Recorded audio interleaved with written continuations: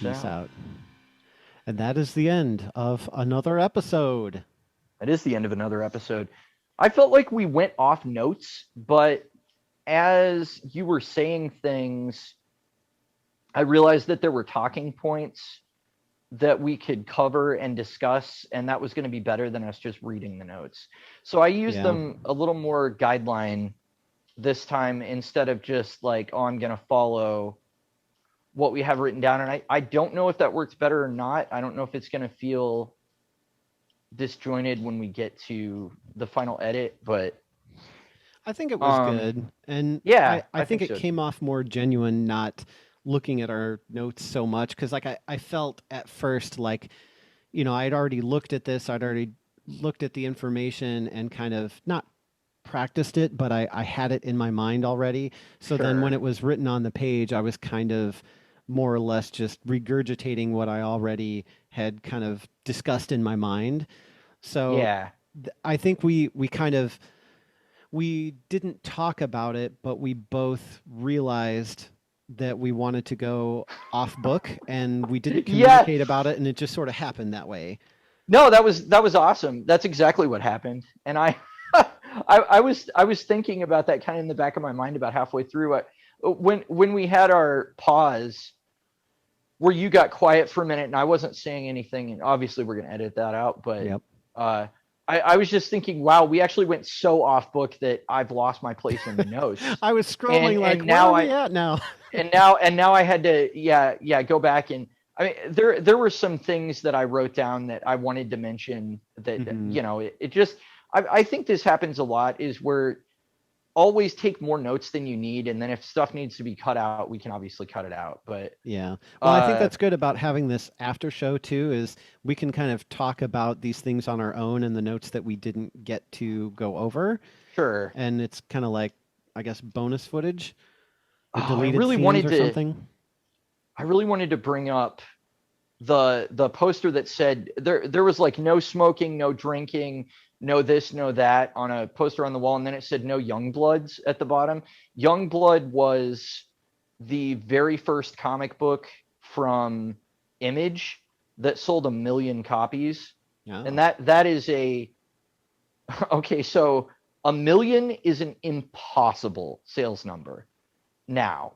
I mean, that's you're lucky if you're selling a comic book and it sells like 10,000 copies. You're like, oh, okay, it's doing all right. And Batman, you're wanting to see numbers bumped up from that significantly, but 1 million is an insane number, and that was Rob Liefeld's creation. So I was wondering if the No Youngbloods was like a dig at him, Hmm. because there would have been bad blood between Marvel and Image creators, because basically these people that became superstars at Marvel, a lot of them left that company after, Jim Lee became big on X-Men and Liefeld became big on New Mutants, and Mark Silvestri was another one. He was penciling one of the X-Men books and he became really big.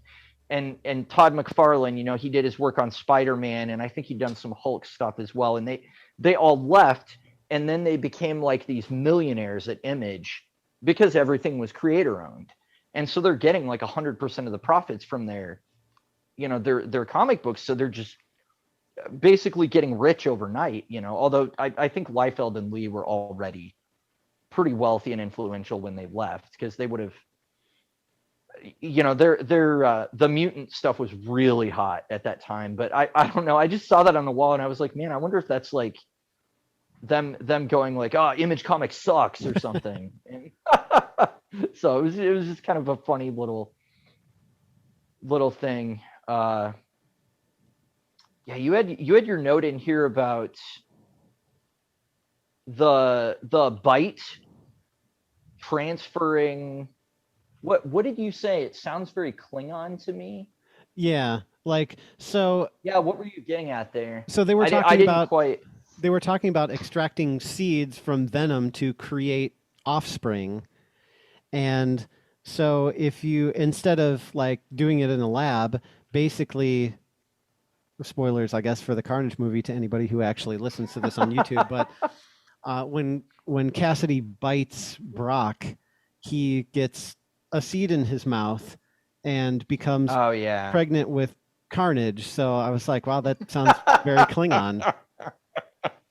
Yeah, yeah, yeah. They do bite each other to as part of their mating practices. So maybe that's what goes on with symbiotes. Yeah, that movie was. It's so funny because I left the theater thinking, it was like a 6 out of 10. It wasn't, wasn't too, or a 3 out of 5. It wasn't too bad. I was entertained by it, and it was fine. And then I read this comic book, and I was like, wow, they really didn't even scratch the surface of the depth of Eddie Brock's character. They really didn't transfer the symbiote to Cletus Cassidy in a way that made sense. There are just so many things in the movie that just felt slapped together.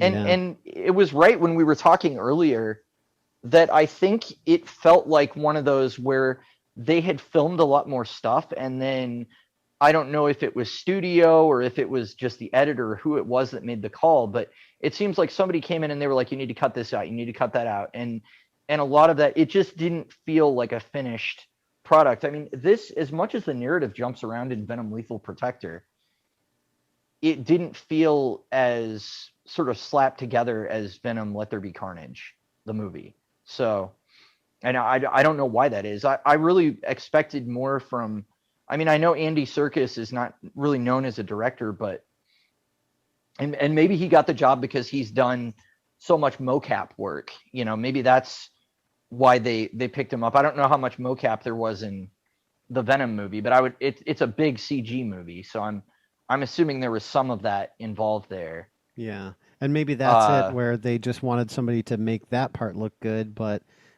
yeah. I don't know. Which, I mean, all that stuff looked fine. I mean, it was, the effects were fine, but there was nothing in it that I looked at and I was like, oh man, I've never seen an effect like that. It was just like, it's Mhm. fine. So, We were watching the movie and I said something about like, well, did you know that Spider-Man and Venom can team up and take on like 5 symbiotes at the same time? And my wife's like, "What? No way."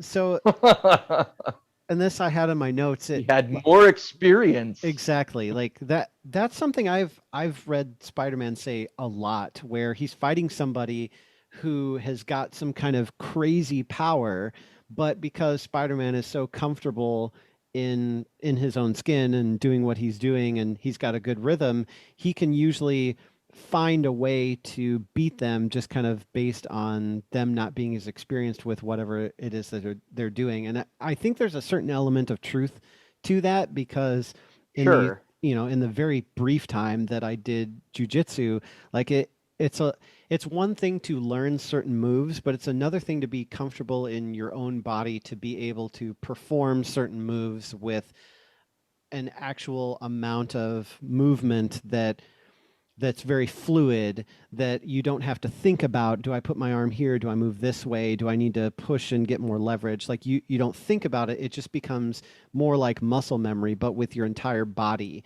And it's really hard. It's one thing to say play the piano where you're listening, you're thinking, you're watching, and your hands are moving, but it's another thing to do something where you're bracing with your hands, you're pushing with your feet, you're scooting on your hip, and you're doing all these different kinds of movements all at the same time. It's almost more like playing a drum set where you've got like the beat on your foot with the bass drum and then you're trying to do stuff with your hands at the same time, and the amount of coordination that it takes to do that all is very difficult. And even when you start to get it down, to really get it to be slick and polished takes a lot of work. So I kind of understand that, to some degree when he says that. And kind of another example I used of that, or in my notes anyway, didn't say it during the episode, but like Captain Ginyu from Dragon Ball Z, when he steals Goku's body, but he Oh can't power it yeah. up anywhere close to where Goku could. He's like, "Oh, I'm going to steal this body and get all this power," and then he gets the body and he's like, "This body sucks. Like, what's going on He's here?" never been a Saiyan before, yeah, so he doesn't know how to control that body. That makes so much sense though. I think that was such a smart, it was a smart story beat in Dragon Ball Z, but it also makes sense within the context of Spider-Man, who at this point is an extremely seasoned superhero. I mean, Right. he's been around almost as long in Marvel Comics as the Fantastic Four, and they started in the 60s. So we've got like, probably close to 30 years of comic continuity under our belt at this point. Now, obviously, they don't age in real time, but he's fought, dozens of villains. I mean, we were talking the other day about how I said, like, what's your favorite Spider-Man villain? And you were like, I don't know that I can answer that. And then we were kind of discussing that, like, Spider-Man has so many villains. I mean, I think the only character in comics that arguably has more villains than Spider-Man is probably Batman. And I mean, that's just he's been around longer. Hmm. It's but Spider-Man just has an insanely huge rogues gallery. So it is really hard to pick a standout, but fighting all those different. Nope, I just lost you. I heard fighting all those different, and then that was it. You still there? Can you hear me? There we go. Now I can hear you. Yeah, and fighting all those different guys with different powers. I mean, it would come with a certain amount of experience where he should be pretty well an expert level superhero at this point. And part of his powers allow him a certain amount of control over his body that a normal person wouldn't have. Well, and that's the thing that I like most about his, I guess you could call it fighting style, is he'll kind of he'll stay out of reach and he'll Mm-hmm. wait kind of for the right moment to go in and make a hit. So most of his strategy is kind of around dodging and kind of staying safe. And like if well, I know you have, but MMA fighters, when you watch that, you'll notice like a whole bunch of different kinds of fighting styles where some people like to get in up close and they like to be very aggressive, and some people like to kind of stay out of reach. And like I've done just, again, a very short amount of time, so I'm not an expert and I don't pretend to know that, I can defend myself in a situation, but enough of it just to kind of make a few little revelations. Like there was this one guy who had super long arms. And so if I would get close enough to where I would want to hit him, I couldn't, because by the time I got close enough where my arms would reach him, he's already hit me in the face. So Sure.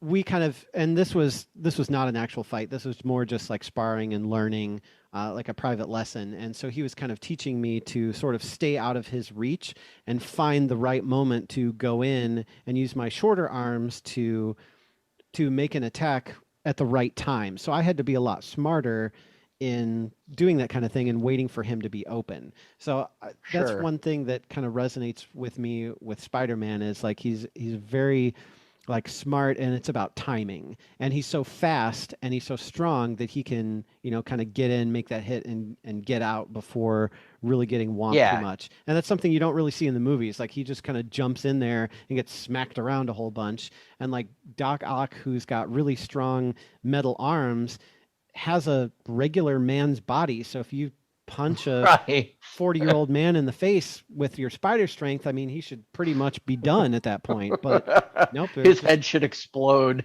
I guess it's because he's CG. It doesn't really hurt him. But Oh, I guess that must be what it is. Yeah, that's the big problem with Spider-Man 2. I actually remember Mike No, the local comic store owner, was talking to me around when that came out, and he wasn't he was maybe just like a volunteer there. He didn't own it at the time, but he was in there saying something like, "Yeah, that's the thing that bugs me about that movie is Spider-Man just punches Otto Octavius in the face like 50 times, and the guy doesn't go down, and he's like, it his body is not superhuman. It's the right, arms. You should, if you want to have a real fight between Spider-Man and Doctor Octopus, you can't let Spider-Man get to the guy's body because that's the weak part. So, exactly. and yeah, it's totally true. I mean, that old chart where they showed what, like, the Thing, Thor, and the Hulk are stronger than Spider-Man, and that's it. Yeah, It, they're it like on was a something like platform that that. he's holding up, and he's like barely Right. holding it up, and they're like, these are the only ones that are stronger than him. And but he's still Right. young, so he has a lot of potential, I think is how they said it. Sure. Yeah. Yeah, I don't know. We'll have to at some point we're going to have to dive into part of the superior Spider-Man era, because I would be really fascinated to read something from that time period. I've only read stuff that's sort of like tangential to it. Like I've read Nova's comic book where they kind of relaunched that character and it's a new person in the helmet working for the Nova Corps, and he goes to New York to like meet other superheroes, and he sees Spider-Man, and Spider-Man starts like swearing at him, and he's like, wow, Spider-Man's a dick. And but of course it's Doc Ock in Spider-Man's body, but that alone, that little comedic moment made me go, oh man, this seems like it would be super entertaining for him to go around and be going like, I'm gonna do this better than Peter Parker, but also I'm still gonna be a jerk to absolutely everyone. I think that sounds very entertaining as a comic book story. So Yeah, I you don't know if there's a way to slice out a piece of that that's manageable enough to review, but it would really be interesting to read for sure. yeah, we might get a little bit of that in Edge of Spider-Verse because that takes place kind of Oh, around the okay. same time. So, if even if we don't go into it in too much detail, or well, I should say, even if the comic doesn't go into that much detail about it, I can kind of, I guess, give a little there, and I'm sure Yeah. there's little stories where you can kind of read about what he does, what Doc Ock does while he's possessing Spider-Man, because it went on for quite a while. So there's a lot of things that he does, and that's where like the Parker Foundation comes from. And I mean, he really did make a really good Spider-Man, and I think that's one of the things that I enjoy about it. Looking Is back, that his obviously, personality just needed work, well, but like what he was actually doing. just because like Peter Parker's always had that like, you know, he's been kind of timid and he's just doesn't know how to get his life under control, and he's got like 1,000 girlfriends throughout the years, and all these things happen, whereas Doc Ock's like very Yeah. focused. So he's like, Mm. well, I'm going to be a better Spider-Man, so I'm going to need some robots, I'm going to need some money, I probably could start a company with all the science knowledge that I have, and I can do this, and I can actually Wow. better the world, and I can be not just a better Spider-Man, but I can be a better Peter Parker too. And like the obviously the motives are completely wrong, but the things that he does Sure. for Peter's life are actually pretty good. Except, So does he go? Does he go around telling people that he's Peter Parker yeah, too? no, he Because totally, that's hilarious. That's so hilarious. yeah, he I don't know why. totally I don't know assumes why the this. identity. Yeah.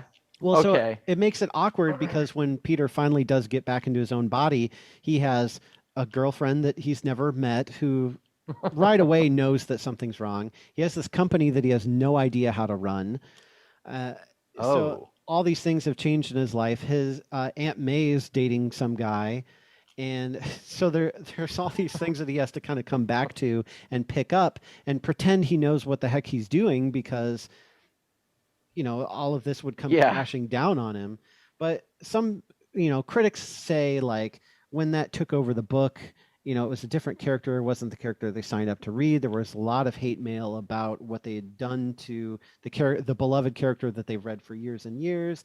And then some people Mm-hmm. said like they made him into a poor man's Tony Stark. Like he had this technology company, and he was making like smartwatches and all this stuff, and getting rich off of it. And that's not Spider-Man. He needs to be in poverty and not take these pictures to get a couple bucks just to buy an old piece of pizza, that kind of thing. And Yeah. like, That's funny. I I don't think he needs to be in poverty. I also don't think he needs to stay a kid forever. I am right. very much a fan of adult Peter Parker. Um and I one of the things that I hate about the movies, maybe hate is too strong of a word, but that I dislike about the movies is that they keep going younger with him.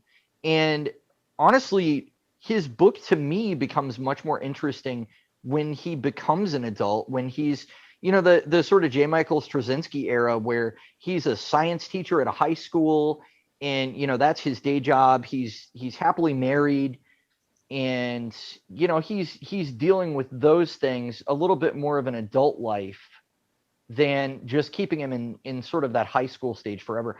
I get that that's what kids related to, but the fandom has grown up with this character, and I think it makes sense to have the character grow up. It's the same thing in Harry Potter. Like, what if they stayed 8 years old for all 8 movies?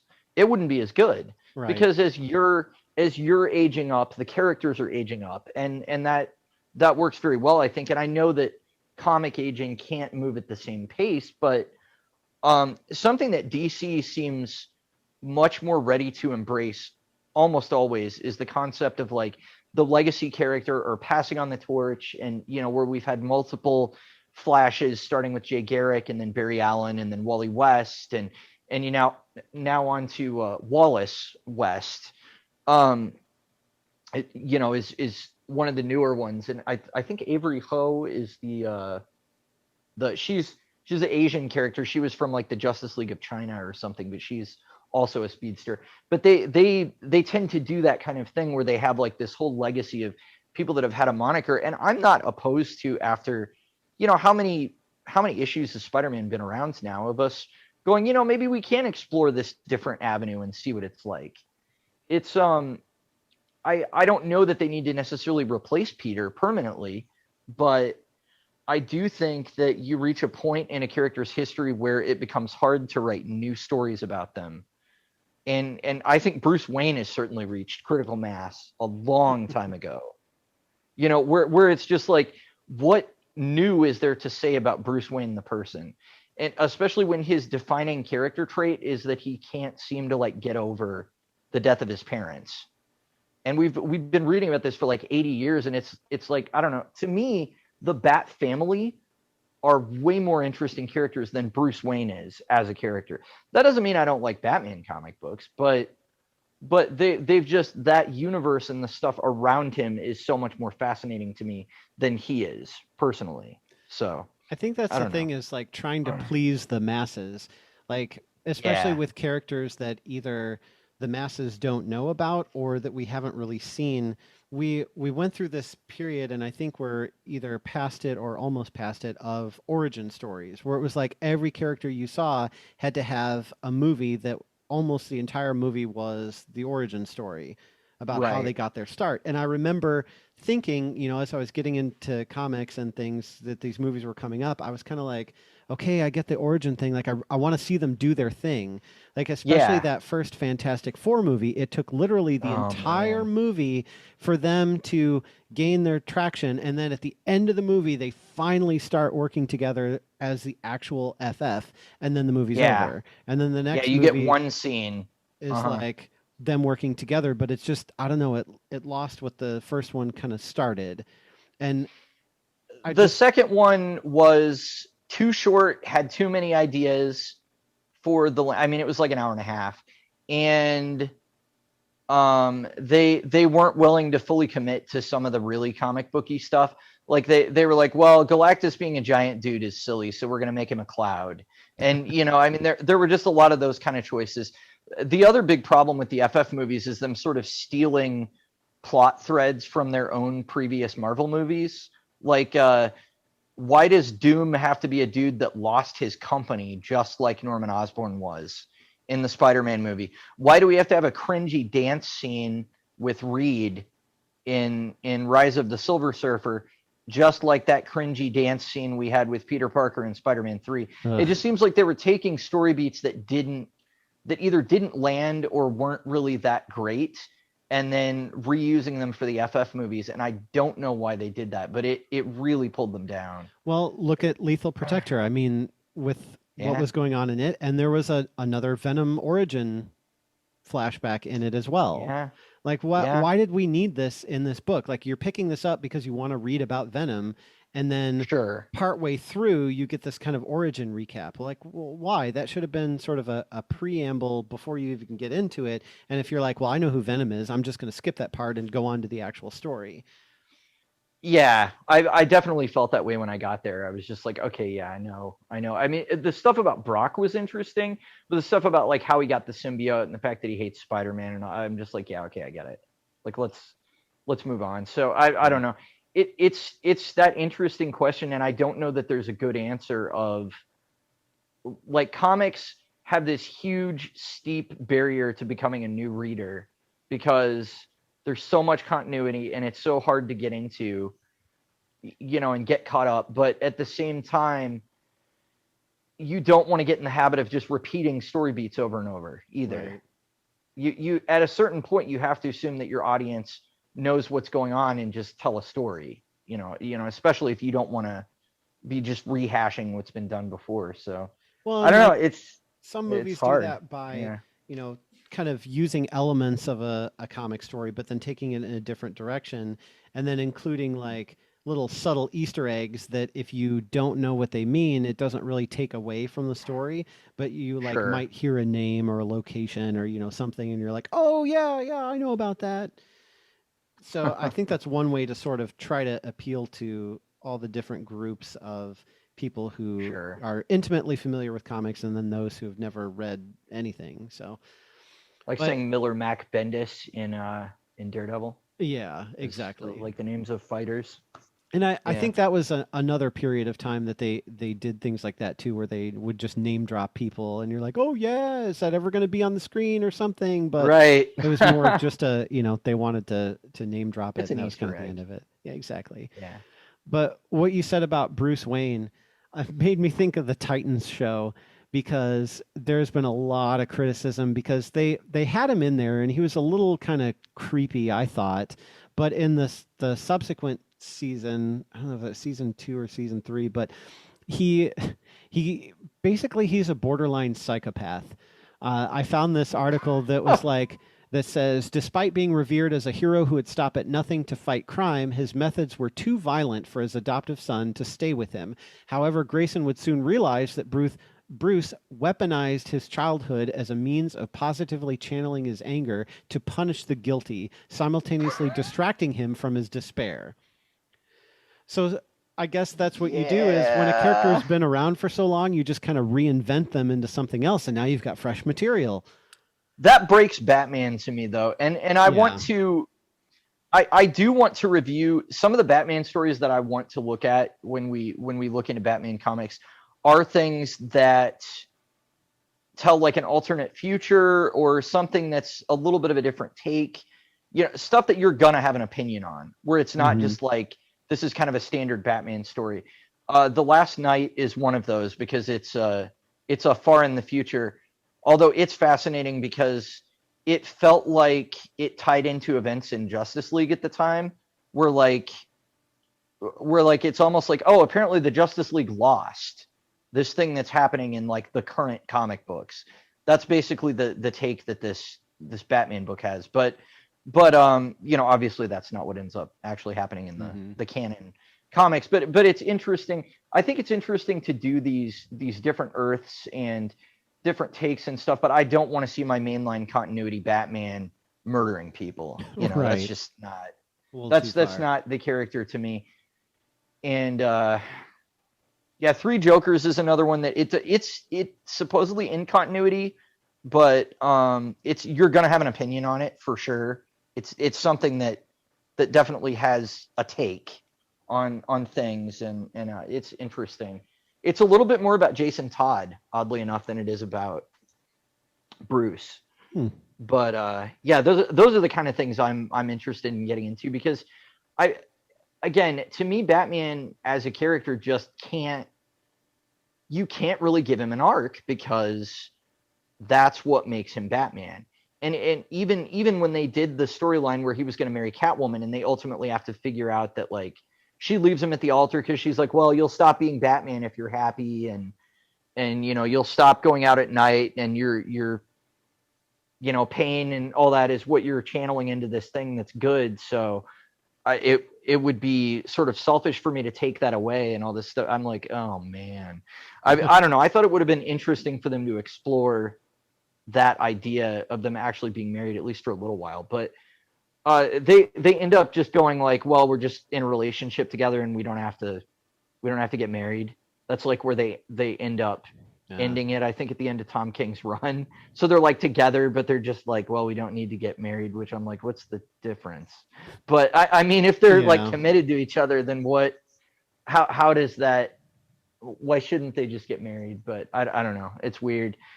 But yeah, that fundamental thing about his character that he can't change, that just to me makes him less interesting than a lot of the others.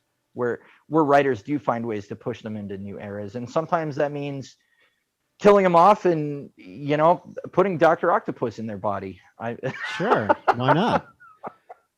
Well, but that's the thing. Like it was it was different, but it was temporary. And I don't know, Sure. maybe at the time it didn't feel temporary, but I think that's what it is. yeah. Yeah, I think it's easier to look back now and say that was just a an era of the character, and just look at it like that. Whereas if you're reading it as it's coming out, maybe you're just waiting for it to end.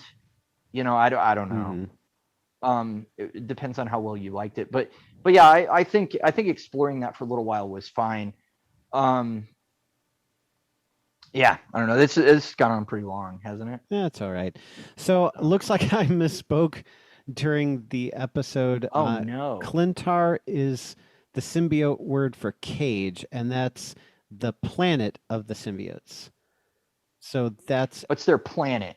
It's their not the name of their planet, species. not the name of their species. So I don't know if their Interesting. species has a name, but I had just a couple more things that we didn't get to in the episode that I just Oh, wanted to tell you. okay.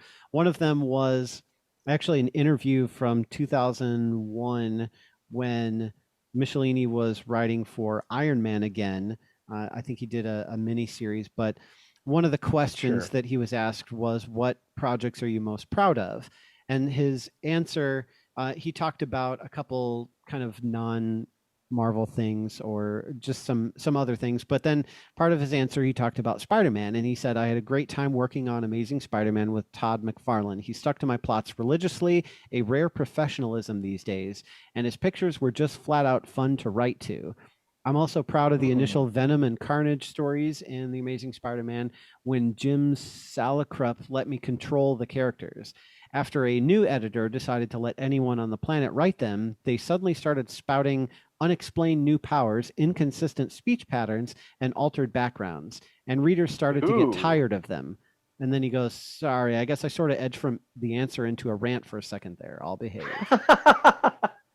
Oh, that's interesting though. But anytime you're taking it out of the hands of the original creator, and they are more interesting if they have firm rules established for them. Right. If they're Honestly. constantly changing and reacting to situations differently and not being consistent, it's hard to follow the character. Yeah. Unless they're Deadpool, then it's expected. Well, his thing is kind of that he's a loose cannon, so Exactly. And that helps with the Taskmaster. I'm sure. So the last note, and then I'll let you go, is about Oh, that's fine. Carnage. One that I put in my notes and one that I didn't. The one that I didn't is that the Carnage symbiote is actually a female, the symbiote itself. Really?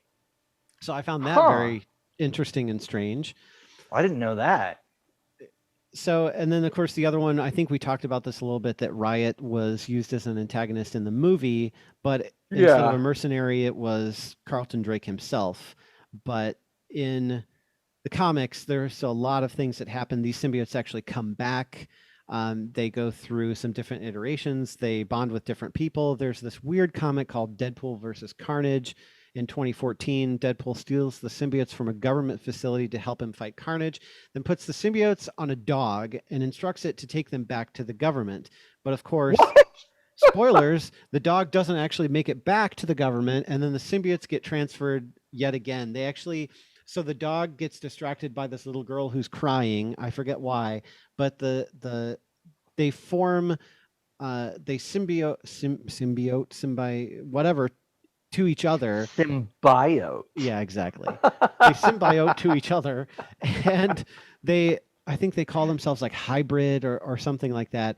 And so there's this little girl Oh, who's okay. crying, and so they jump. The dog gets distracted, and so they jump out of the dog into the little girl, and then more stuff ensues. So the Whoa. yeah, what like later stories with the symbiotes are really weird, and so that interview kind of made me like I connected those two dots of like, yeah, some strange things do happen with them in later years, especially Yeah, with I do just think Deadpool. I think the more of them you have, the less cool they are. I Yeah. think that it's more is not always better, and it's also the thing of like whenever you've got one really strong guy in the room fighting the hero, he's incredibly strong and incredibly powerful. But then you get five of them in the room, and suddenly they're really easily dispatched. Yeah. And that's basically what happens. I mean, it happens with the Jem'Hadar on Deep Space Nine, Oh but it yeah. but it also but it also happens with the symbiotes in this. in Lethal Protector, because once we've got 5 of them, it's like, holy crap, they should be screwed. But then Spider-Man and Venom are just like, nope, we got them. You know, it's not really a big deal. So Right. All right, that's all I've got. Anything else? nope. All right. Well, this has been the Joe and Mike after show on We Like Comics Because They Have No Bones. If you're still listening, you must be crazy, but we love you and thanks, and we'll talk to you later. Oh, Talk at talk you to you later. later. All right. Bye bye. Peace out.